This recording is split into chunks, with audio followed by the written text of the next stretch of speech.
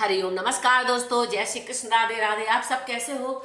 भगवान की कृपा से सभी कुशल मंगल ही होंगे और भगवान की कृपा सब पर सदैव बनी रहे, यही मैं कामना करती हूँ।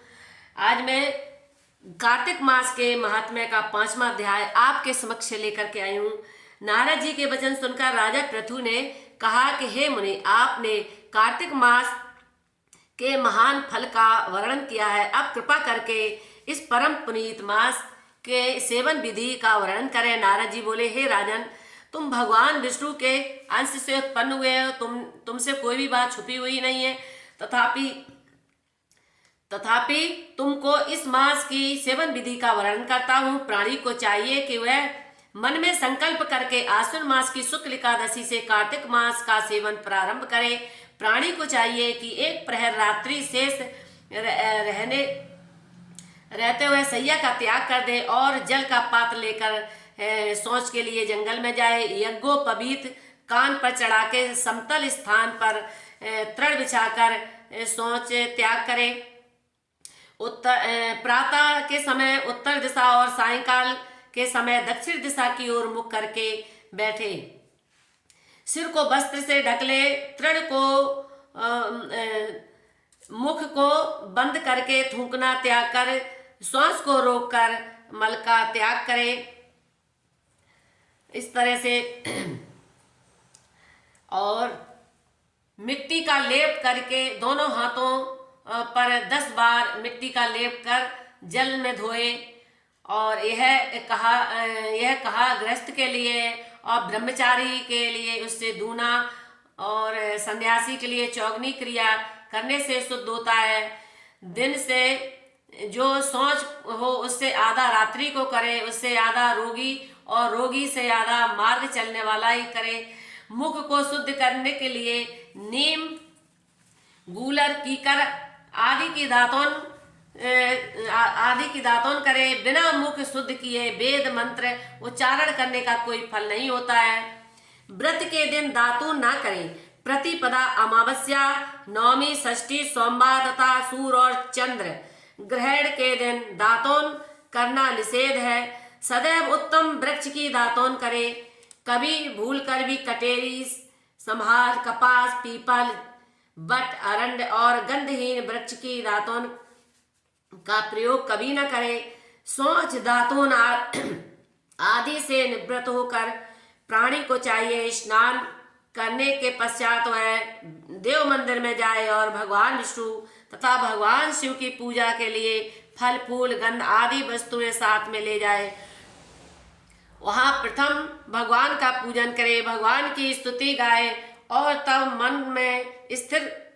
मन को स्थिर करके प्रभु के भजन गाए। बीड़ा, मृदंग, ताल आदि संगीत वाद्यों के साथ भगवान का भजन कीर्तन करे। अपने मन को भगवान के चरणों में लगाकर मुख से हरि कीर्तन करता रहे।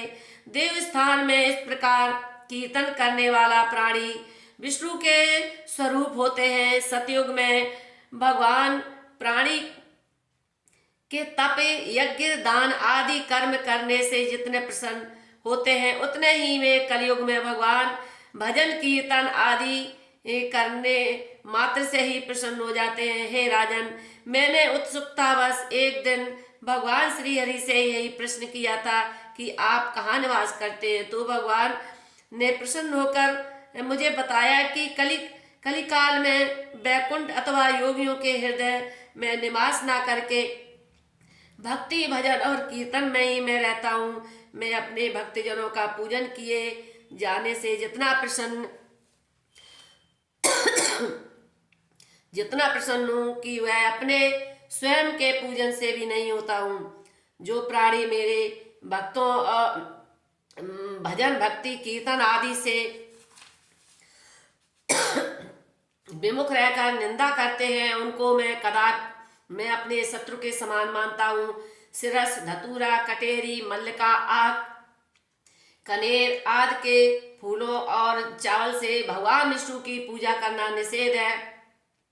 जय, कुंद, सिरस, चमेली, मालती, केतकी आदि फूलों से भगवान शिव की पूजा नहीं करनी चाहिए। तुलसी दल से गणेश की पूजा नहीं करनी चाहिए। धूप से दूब से दुर्गा और अगस्त के फूल से सूर्य का पूजन करने वालों को लक्ष्मी प्राप्त नहीं होती है। अतः जिन फूलों का निषेध है उनका देव पूजन में कदापि प्रयोग न करें।